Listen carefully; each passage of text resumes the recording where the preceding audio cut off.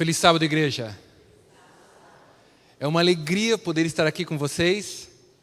E eu clamo a Deus para que verdadeiramente nesta manhã todos nós possamos ser ensinados diretamente pela boca do Santo Espírito.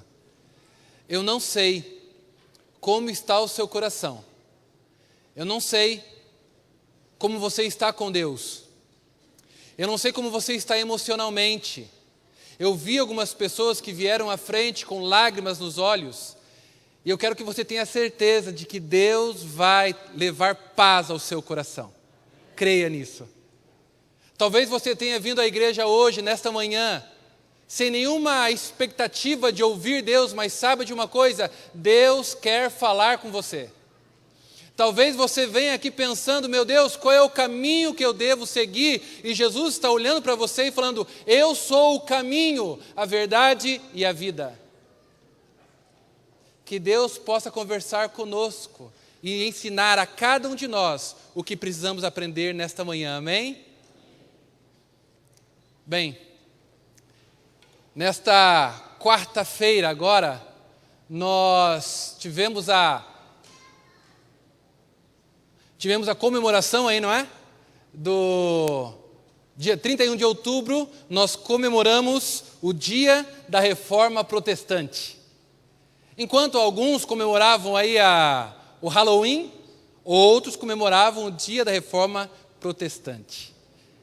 Dia das Bruxas, não é verdade? Foi dia 31, não é? Mas também foi o dia da Reforma. Bem, queridos, nesta manhã eu quero falar com você a respeito dos reformadores para hoje. Eu quero pensar com você todo o processo que Deus ele estabeleceu e Ele fez para que então a verdade pudesse chegar até nós, para que a Bíblia pudesse chegar até nós da maneira como nós a conhecemos hoje, para que nós pudéssemos conhecer Jesus Cristo como o conhecemos hoje. Então eu quero seguir com você este caminho e eu gostaria que você me acompanhasse, ok? Bem, quero começar falando um momento ali quando os cristãos começaram a ser perseguidos. Logo a partir do ano 80, você sabe, a partir ali do ano 80 é quando o Coliseu termina de ser construído. 10 anos o Coliseu demorou para ser construído. 10 anos o Império Romano esteve trabalhando para realizar essa magnífica obra. Lógico, foi uma obra muito cara e para que isso pudesse dar certo, eles tiveram que falir um Estado, Israel, no ano 70. Israel serviu como um banco para a promoção deste evento, deste projeto. No ano então 80, começam 100 dias de festa, 100 dias de comemoração pelo imperador Tito.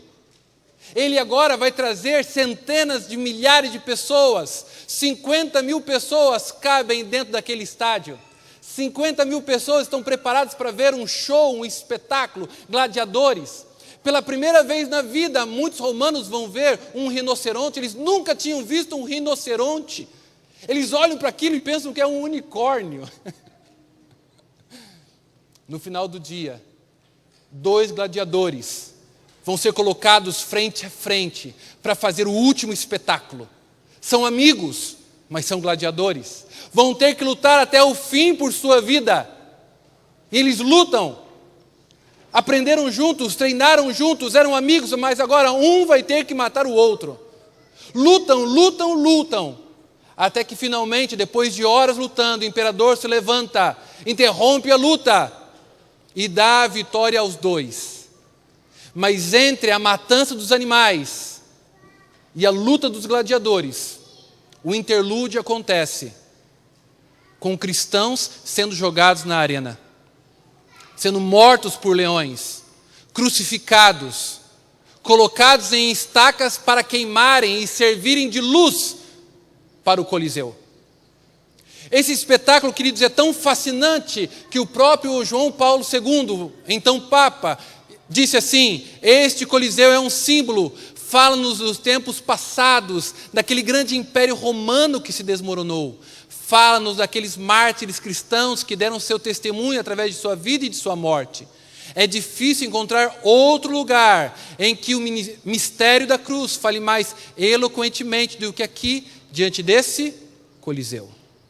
Ali, 500.000.000 de pessoas encontraram uma morte nos 400 anos em que ele esteve sendo utilizado.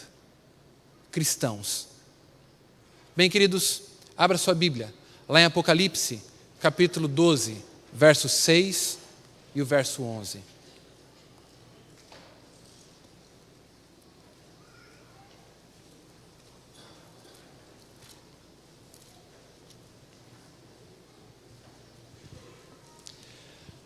Apocalipse 12 é um símbolo da luta do povo de Deus contra o inimigo de Deus.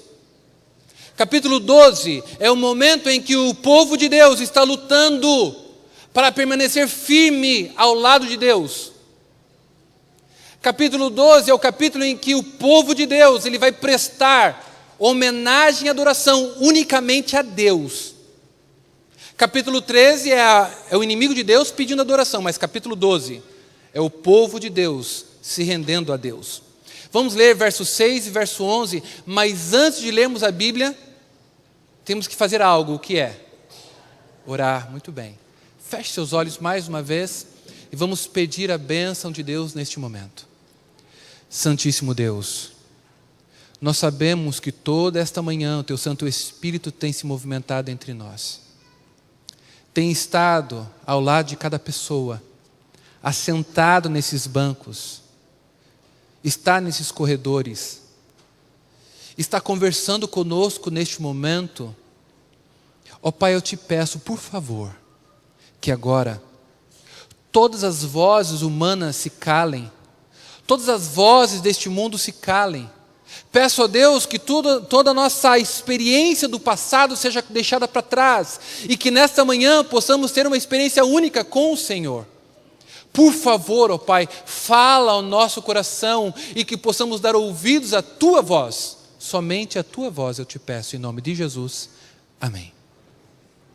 Verso 6 e verso 11, na minha Bíblia eu leio assim: a mulher fugiu para o deserto, onde já tinha lugar preparado por Deus, para que ali fosse alimentada durante 1260 dias. Ok, me ajuda, querida igreja.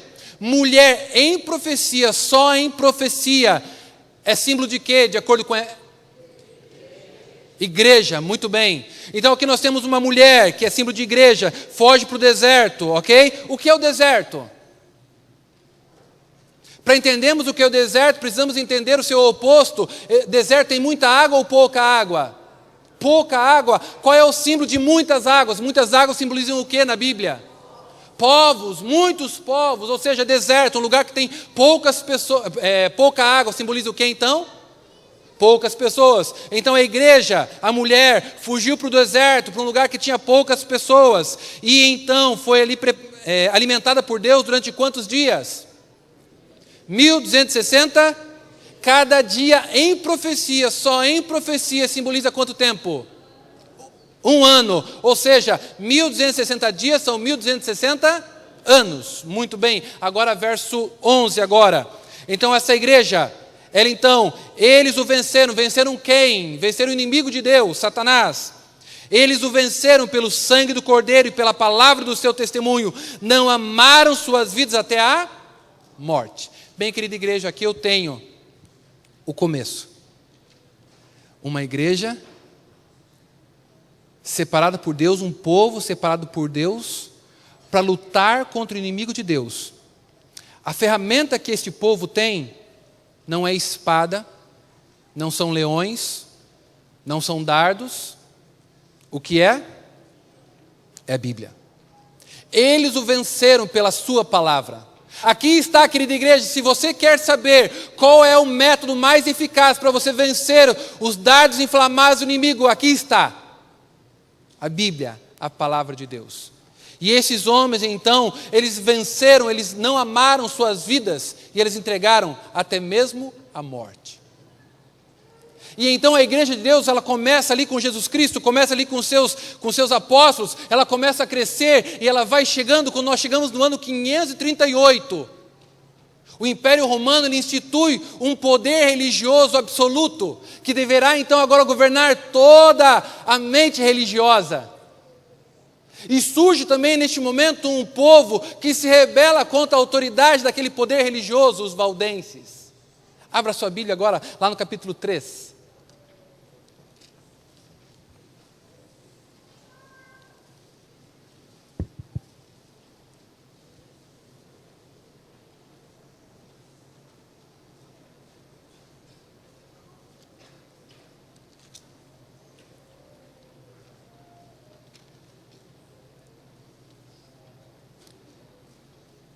Capítulo 3, capítulo 2, verso 20.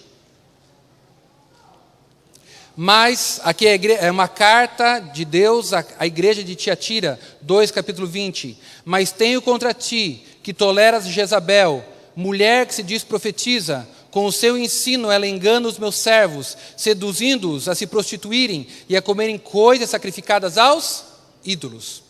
No ano 538, começa então a carta destinada à igreja de Tiatira. No ano 538 se levanta agora um povo especial. Os valdenses se levantam. A igreja cristã agora está no novo momento, mas agora Deus está falando uma coisa para esta igreja, para esse momento histórico da sua igreja. Você está tolerando uma mulher, qual é o nome dessa mulher? Jezabel. Jezabel é uma mulher, e mulher em profecia é símbolo de quê? Igreja, o poder religioso. Então, este poder religioso do capítulo 20 engana os meus servos, seduzindo-os a se prostituírem e a comerem coisas sacrificadas aos ídolos. E agora então os valdenses se levantam porque rejeitam essas coisas. E eles agora fogem, eles são obrigados a fugirem para os montes. E é interessante que mesmo fugindo para os montes, querida igreja, eles não desistem de pregar a verdade. Eles separam homens capacitados, homens e mulheres que realmente têm o dom da palavra, e mandam para as montanhas mais distantes. Durante 4 invernos, eles passam estudando a Bíblia. E depois, durante mais 1 ano, eles ficam meditando e orando, pensando nas qualidades de um pastor. Depois desses 5 anos de estudos, eles descem as montanhas, saem de sua segurança e vão então até os vilarejos. Entram em contato com os estudantes nas universidades. Sabe para quê? Para fazerem perguntas. Eles querem fazer perguntas a respeito da fé, a respeito da Bíblia. E eles vão questionando, lançando perguntas, lançando dúvidas. Porque assim, se eles encontrarem alguém que esteja interessado, eles vão ensinar a palavra. Sabe de uma coisa que eu aprendi, querida irmã? Qual é o seu nome? Qual é? Janaína. Irmã Janaína, sabe uma coisa que eu aprendi, irmã Janaína? Deus sempre tem o seu instrumento para levar a verdade. Em todas as fases, irmã Janaína, Deus sempre teve um meio de fazer a verdade chegar até a gente. Amém? Querida igreja, Deus agora levanta os valdenses então para poder fazer isso, e sempre vai ter esse povo, e esse povo agora se levanta, eles entram nas cidades. Mas você sabe, quando a verdade começa a ser pregada, logo, logo, o inimigo se levanta também para impedir a verdade, não é? E é isso que acontece. No ano 1150, mais ou menos, o Papa Alexandre III, ele está sexto, mas é Alexandre III, ele então agora faz uma bula para poder mandar perseguir os valdenses, porque ele está odiando aquela seita. E ele então agora diz o seguinte: se você tem uma terra que você adquiriu de maneira imprópria, indevida, ilícita, se você perseguir os valdenses, você vai ter agora o direito sobre essa terra de maneira legal. Se você tem pecados que você cometeu, os pecados vão ser perdoados, se tão somente você perseguir e matar esses valdenses. E uma grande perseguição se levanta, e os valdenses então agora fogem para mais distante, e mais ou menos 300 anos seguem ali de perseguição contínua. Até que chegamos mais ou menos pelo ano 1400, 1300 mais ou menos. No ano 1300, mais ou menos, acontece um cisma papal. É um momento de paz. Ninguém mais agora está perseguindo os valdenses. E eles agora ficam mais tranquilos. Logo depois desse cisma papal, aquele que sobe no poder olha para os valdenses e fala assim: vamos fazer um combinado. Vocês já foram muito perseguidos, vocês já foram cruelmente mortos. Agora eu quero fazer um tratado com vocês. Vamos fazer o seguinte: vocês vão pregar somente para aqueles que já ouviram a mensagem de vocês, para mais ninguém. Ok? E com isso vocês então agora vão deixar de ser perseguidos, vocês vão ter liberdade. Vocês agora vão poder viver em paz. Vocês não precisam mais se preocupar com a perseguição. Isso é bom ou ruim, gente? É bom! Não vamos mais ser perseguidos! Que coisa ótima! Qual era a parte ruim? Qual era a parte ruim, queridos? Que eles teriam o que eles agora deixariam de fazer? Não pregariam mais! Para que foi que Deus levantou os valdenses? Não foi para pregar?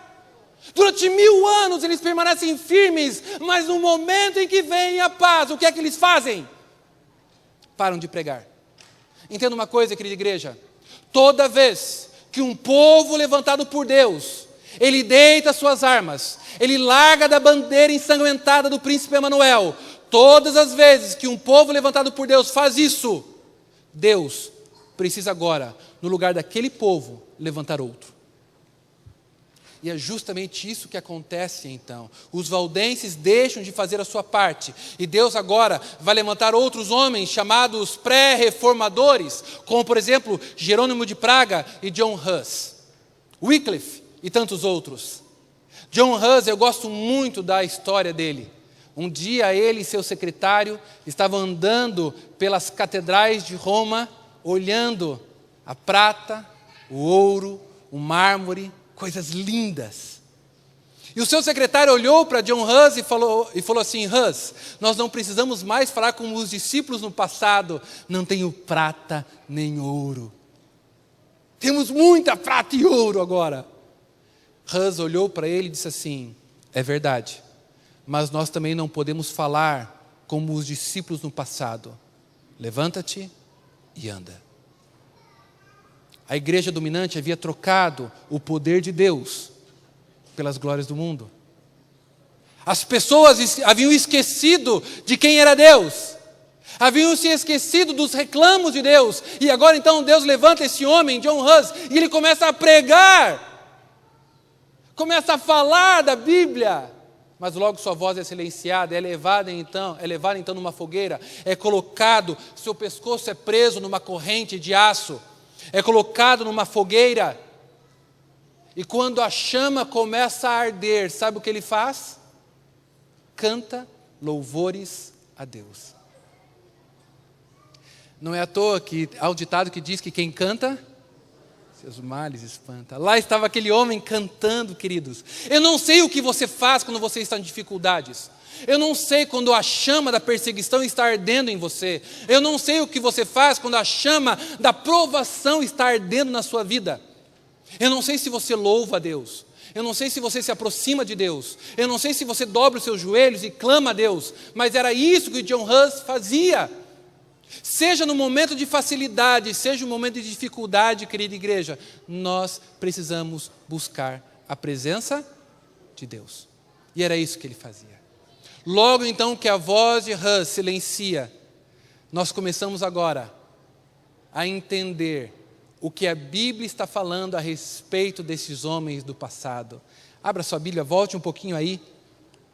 Hebreus, capítulo 11, verso 37 e verso 38. Se há alguém que está sem Bíblia perto de você, divida a sua Bíblia com essa pessoa, para que todos possam ser abençoados pela leitura da palavra de Deus, tá bom? Capítulo 11, verso 37 e verso 38.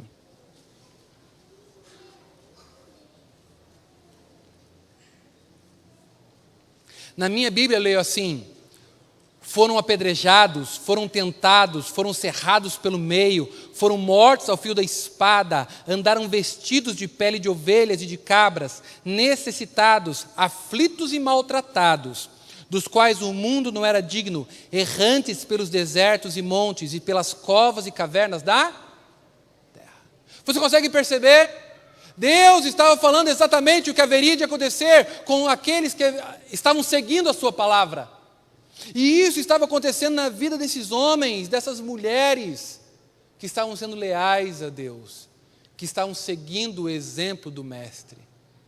E então, Deus levanta um homem para o seu tempo, Martim Lutero. Dr. Lutero foi um homem fantástico. A inspiração diz que os anjos de Deus, eles guardam a tumba de Martim Lutero até a manhã da ressurreição. Um homem que se levantou, mas você sabe, não foi fácil para ele. Filho ali de um mineiro, o pai dele sonhava que ele fosse advogado. No meio de uma tempestade, clamou por sua vida e disse: se eu for agora liberto da morte iminente, eu vou dedicar a minha vida ao Senhor. Chegou em casa livre, foi para o monastério, começou então agora a pregar, começou a estudar, começou agora a fazer a sua parte, e logo agora estudando a Bíblia, encontrou um livro diferente, uma Bíblia, começou a estudar e percebeu que aquilo que ele vivia, que aquilo que ele pregava, que aquilo que ele ensinava era diferente. Já aconteceu isso com você? De você estar ensinando algo, de você estar passando algo para frente, com toda a sua sinceridade, com todo o seu coração, e de repente, você aprender pela Bíblia, pela palavra de Deus, que aquilo que você ensinou com tanto carinho estava errado. Já aconteceu isso com você? Aconteceu com Lutero. E ele agora começa a estudar, começa a pesquisar, e ele agora, querida igreja, então faz as 95 teses da justificação. Ele coloca lá naquela grossa porta. Lutero agora é perseguido, porque ele está dizendo que a nossa justificação é somente pela fé. Ele faz um questionamento simples, assim, ele pergunta: se o líder religioso dessa igreja pode perdoar pecados ao cair uma única moeda nos cofres, por que ele não faz isso de graça? E quando eu li essa parte da história dele, eu me perguntei: meu Deus, por que hoje centenas de pregadores por aí podem fazer milagres a pessoas que dão grandes ofertas? Por que não fazem isso de graça? Se Deus deu o maior dom do céu de graça, Ele vai cobrar alguma coisa para todas as outras bênçãos? Ali estava um homem para o seu tempo. Foi perseguido também, mas Deus o protegeu. Mas então, no capítulo 3 de Apocalipse, adiante um pouquinho, capítulo 3 de Apocalipse, verso 1 e 2, lá agora é a igreja de Sardes. Sardes quer dizer reavivamento. Esse é o significado da palavra Sardes. Lá diz assim: tem nomes de que estás vivo, mas está morto, confirma o restante que está para morrer. Igreja, me ajude. Se o nome significa reavivamento, e aqui ele diz, tem nome de que está vivo, mas está morto, na época de Lutero, por que é que Deus fala que o movimento que Lutero levanta tem nome de quem vive, mas verdadeiramente está morto? Por quê? Por quê? Não era para ele estar completamente vivo?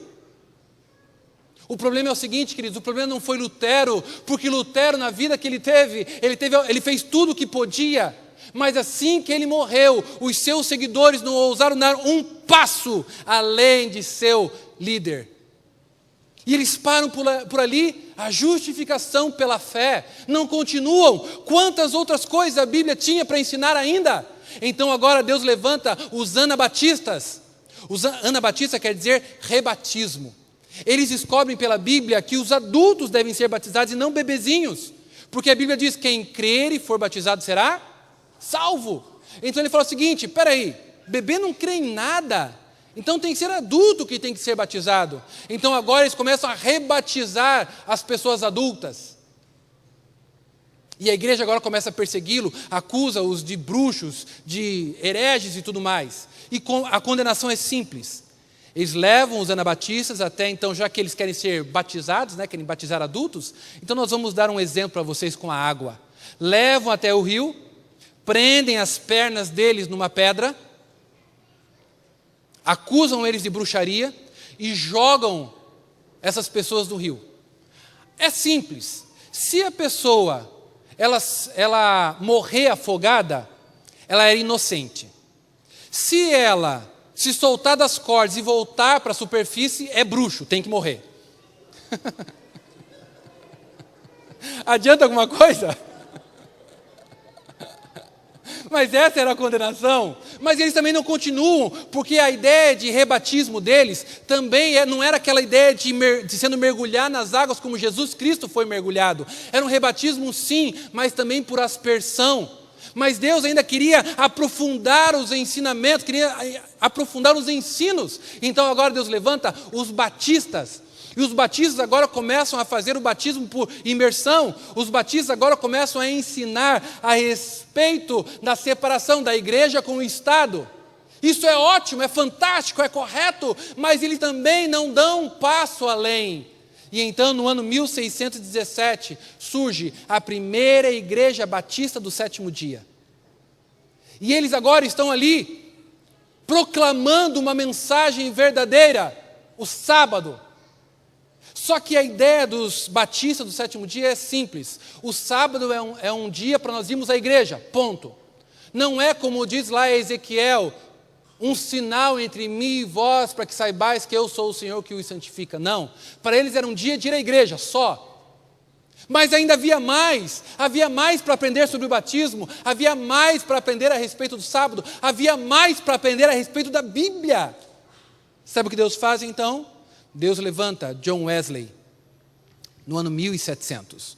John Wesley agora ele tem uma característica interessante. Ele diz o seguinte: para você estudar a Bíblia, tem um método, entende? Não é você pegar a Bíblia e, vamos ver o que vamos ler hoje. Não. Qual é sobre o que você quer estudar? Sobre isso? Bem, vamos ver então o que a Bíblia fala desde Gênesis até Apocalipse a respeito desse tema. Ele começa agora então a ter uma metodologia para poder estudar a Bíblia. Ele tem um método para orar, tem um método para comer, tem um método para pregar, tem um método para fazer exercícios, tem métodos para... E os seus amigos começam a zombar dele e chamam ele de metodista. E o apelido pegou. Surge então a igreja metodista, ensinando que se você quer aprender tudo da Bíblia, é um pouquinho aqui e um pouquinho ali. Não é isso que a Bíblia diz?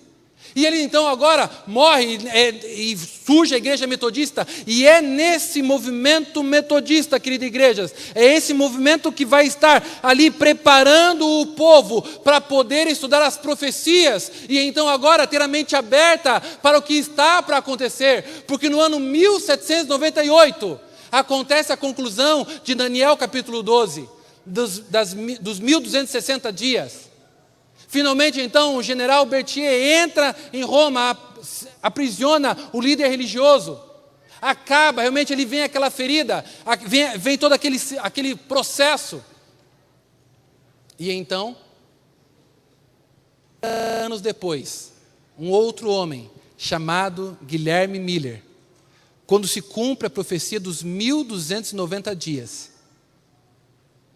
se levanta, começa a estudar a Bíblia, utilizando aquilo que John Wesley havia ensinado, um pouquinho aqui, um pouquinho, e estudando ele percebe lá nas profecias das 2.300 tardes e manhãs, que realmente o tempo para a volta de Jesus estava perto, e ele pesquisa e ele estuda Daniel, junta Daniel com Apocalipse, vai fazendo a ligação dos temas, vai fazendo a ligação dos assuntos, e descobre que Jesus está para voltar, e ele marca uma data. Qual é a data que ele marca? 1844. Não é 4, é 1843. A primeira data que ele marcou, 1843. E ele então agora começa a pregar, começa a ensinar que Jesus vai voltar. Por quê? Porque a profecia estava se cumprindo, isso mesmo, irmã. A profecia estava se cumprindo. Queridos, quando Guilherme Miller começa a pregar, começam também, é a primeira voz dos 3 anjos que dizem: temei a Deus e dá-lhe glória, porque é chegada a hora do seu juízo e adorai a... Queridos, você percebe? Ele está ali anunciando que Jesus vai voltar, que todos têm que se arrepender, têm que confessar os seus pecados, têm que se preparar, porque Jesus vai voltar. Ele prega, é nesse processo, em março de 43, que Ellen White, com apenas 10 anos, ela ouve pela primeira vez a respeito da mensagem millerita. Ela teme por sua vida, porque se sente uma pecadora, completa pecadora. Guilherme Miller continua pregando, mas revendo lá os seus cálculos, ele percebe que ele cometeu um erro, sabe por quê? Antes de Cristo era 10, 9, 8, 7, 6, 5, 4, 3, 2, 1, e depois veio o quê? Veio o quê? Houve ano zero? Não houve ano zero, só que na computação dos anos ele colocou o ano zero. Do menos 1 foi para o mais 1. Então ele aumenta um ano. 43 vai para 44. Neste momento, quando ele anuncia que Jesus vai voltar em 22 de outubro de 1844, as igrejas então agora começam a expulsar aqueles que acreditam na volta de Jesus. As igrejas agora começam a separar de si aqueles que creem nessa heresia. Onde já se viu Jesus voltar? É melhor ficarmos mais 1000 anos aqui e pregarmos para todo mundo. Então, acontece a voz do segundo anjo. Caiu a grande... Por que caiu a grande Babilônia?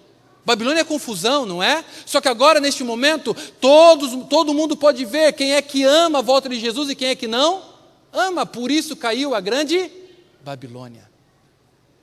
43, passa. 44, os meses vão se passando. Chega finalmente outubro. Chega finalmente a data. Eles se reúnem então na rocha da ascensão. Não tem roupas especiais, porque eles sabem que eles vão ser transformados. Estão ali, naquela noite, cantando. Estão ali naquela noite, orando. Estão ali naquela noite, confessando seus pecados. Dá 9 horas, o que eles estão fazendo? Cantando, orando, pedindo perdão. Dá 11 horas, estão cantando, pedindo perdão. Dá 11h59, o que eles estão fazendo? Cantando, pedindo perdão, porque logo Jesus vai. Mas quando dá meia-noite, o que acontece, querida igreja? Nada. Ellen White escreveu anos mais tarde que naquela noite ela chorou e chorou. Neste movimento estavam homens como Guilherme Miller, Tiago White, Ellen White, José Bates, John Andrews, e ali estavam eles, participando deste movimento. Todos eles passaram pelo grande desapontamento. Guilherme Miller, ele era pastor, ele tinha uma carteira de pregador da Igreja Batista. Tiago White era da igreja cristã. Ellen White era metodista, cada um era de uma religião diferente. A partir do desapontamento, então, depois disso, nasce uma outra igreja, nasce um outro movimento que realmente vai, então, dar ênfase na volta de Jesus, não mais com datas, mas para que nós pudéssemos, então, estar preparados para a volta de Jesus. E então, querida igreja, o capítulo 12 de Apocalipse, ele agora se completa, capítulo 12, verso 6, ele culmina com o verso 17. Então o dragão irou-se contra a mulher e foi fazer guerra aos demais filhos dela, os que guardam os mandamentos de Deus e mantêm o testemunho de Jesus Cristo. Ali estavam eles, lutando por sua vida, mas vida eterna. Estavam ali agora, crentes na volta de Jesus, porque eles mantinham o testemunho de Jesus, estavam fiéis à palavra de Deus. E então no capítulo 14, quando os anjos começam a cantar, a primeira voz, a segunda voz, a terceira voz, a voz dos 3 anjos culminam no capítulo 14, no verso 12, quando é dito: Aqui está a perseverança dos santos, daqueles que guardam os mandamentos de Deus e a fé em Jesus. Queridos, capítulo 12, somos nós lutando aqui nesta terra. Capítulo 14, nós somos agora chamados de santos, separados por Deus, aqueles que estão prontos para ir para o céu, porque amam Jesus, guardam os seus mandamentos, têm o seu testemunho. Nós aqui estamos porque realmente fazemos isso, porque cremos na palavra de Deus, porque acreditamos que Ele vai voltar e estamos nos preparando para isso. Essa é a nossa perseverança, essa é a nossa luta, nos preparar para realmente encontrar Jesus Cristo voltando nas nuvens dos céus. Não se engane, querida igreja, assim como no passado, homens e mulheres foram mortos por serem fiéis a Deus. Capítulo 13 afirma que um dia essa perseguição vai se levantar novamente. Capítulo 13 afirma que um dia seremos perseguidos, teremos que dar prova de nossa fé. Mas hoje, em tempos de paz, nós somos chamados também a nos levantarmos e pregarmos o Evangelho. Vivemos a fé, porque nós nos levantamos e estamos segurando a bandeira ensanguentada do príncipe Emanuel. Nós que aqui estamos. Aqui está a perseverança dos santos, os que guardam os mandamentos de Deus e a fé em Jesus. Na época de Jesus, uma pessoa, um cristão, para 180 milhões de não cristãos. Na época de Paulo, um cristão para 180 mil. Hoje, existe um adventista para cada 340 pessoas no mundo. A cada minuto, um batismo é realizado. A cada hora, uma igreja é erguida. Sabe por quê? Porque Deus disse que o Evangelho deveria ser pregado em todo o mundo. Deus disse que Ele levantaria um povo, e não haverá outro povo depois deste. Nós somos aqueles que estão esperando a volta de Jesus. E pelo que as profecias dizem, estamos pertinho de ver Jesus voltar. Você já aceitou esse chamado? Você está aqui porque Deus te chamou para uma missão. Você está aqui porque Deus quer te salvar. Por isso você está aqui. Não foi um amigo seu que te convidou. Não foi o seu costume que te fez vir à igreja. Quem fez você estar aqui hoje foi Deus. E entenda uma coisa, querida igreja: Deus quer colocar em você o seu selo. Deus quer colocar em você a sua marca. Deus quer te separar para a vida eterna. Você quer isso? A minha esposa vai cantar neste momento. Enquanto ela canta, eu quero fazer um apelo para você. Para você que quer olhar para Jesus e falar assim: Jesus, eu quero te aceitar de todo o meu coração. Eu quero que o Senhor transforme a minha vida. Eu quero pedir para você que está aqui conosco nesta manhã, para que você se levante do seu lugar. Eu quero orar por você, eu te convido para que você venha à frente. Eu quero orar por você, para você que quer fazer de Jesus o centro da sua vida.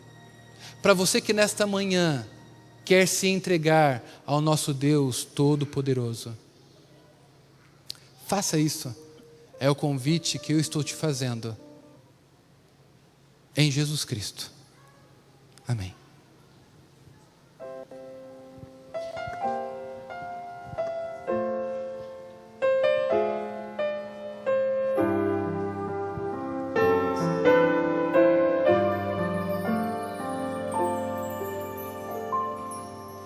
Ao colocar-me em tuas mãos, quero esquecer todas as vezes que caí.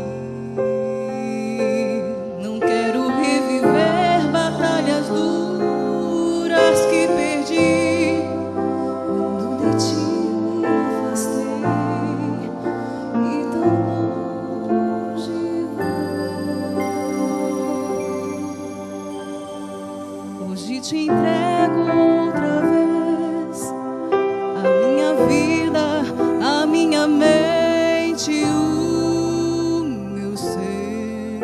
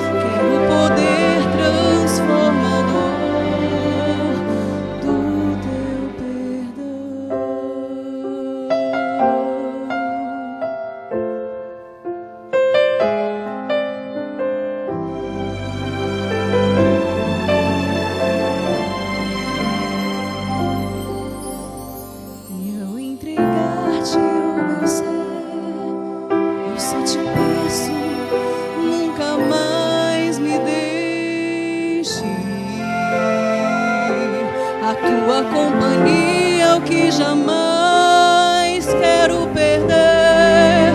Renova minha fé e me ensina a obedecer.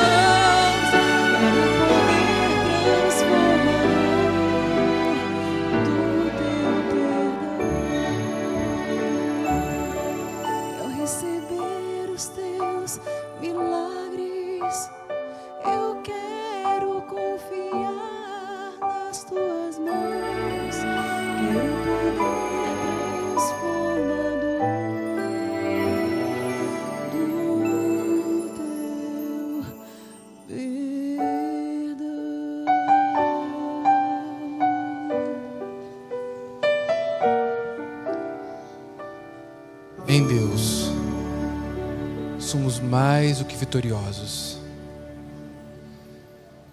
Em Deus, a decisão que vocês tomaram de aceitar Jesus, de pedir forças, em Deus, esse pedido vai ser ouvido e realizado. Oremos. Pai amado, aqui está o teu povo, em pé diante da tua presença. Aqui estamos nós, ó Deus, diante do Senhor. Reconhecemos que não somos nada. Reconhecemos, ó Deus, que foi Cristo Jesus que nos chamou para estarmos diante do Senhor nesta manhã. Nós reconhecemos, ó Deus, que o teu Santo Espírito se movimentou entre nós e nos moveu a tomar uma decisão ao teu lado. Ó Deus, há pessoas que estão desesperadas da fé. Estão, ó Deus, feridas pelos ataques do inimigo. Mas eu te peço que o Senhor possa curar as feridas dessa pessoa. Que o Senhor, ó Deus, possa fortalecer a fé e fazer com que aquele que está fraco se torne forte no Senhor. Eu peço a Deus para aquele que está forte, para que ele reconheça que a força vem do Senhor. Peço a Deus que aquele que está seguro entenda que se o Senhor não trabalhar, em vão vão vigiar os sentinelas. Porque é o Senhor que nos protege, é o Senhor que nos guarda, é o Senhor que nos dá, ó Deus, as bênçãos. Deus amado, nós queremos ser dignos de carregar a bandeira ensanguentada do príncipe Emanuel. Nós queremos, ó Deus, andar com fidelidade. Nós queremos, ó Deus, ser soldados leais no exército de Jesus Cristo. Que Ele, nosso grande general, nos conduza em direção a Canaã celestial. Deus amado, toma esses teus filhos que se colocam na tua presença. Aqueles que querem ter um encontro pessoal contigo, ó Deus, encontra-te com eles. Que eles possam ouvir a tua voz como Moisés ouviu. Que eles possam ver a tua face como Moisés o viu, e que eles possam ir ao céu como Moisés foi. Ó Deus, que sejam fiéis como os homens e mulheres do passado o foram. Ó Deus, leva-nos aos nossos lares em segurança. Leva-nos, ó Deus, para uma nova vida com o Senhor. Abençoa essa igreja, abençoa o teu povo, abençoa nossas famílias, nos abençoa, em nome de Jesus. Amém, Pai. Um feliz sábado, Deus abençoe, Deus os guarde.